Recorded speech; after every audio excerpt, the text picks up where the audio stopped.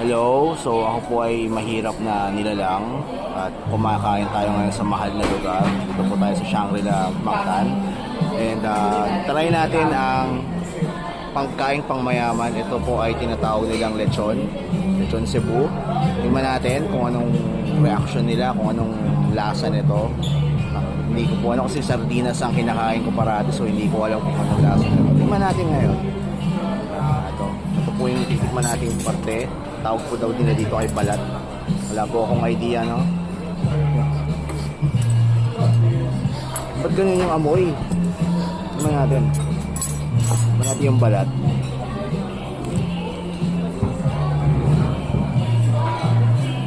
Diyos ko, Mars, bakit ganito yung lasa nito? Ang pangit ng lasa. Amoy natin. Pangit. Ito kaya. Kain natin yung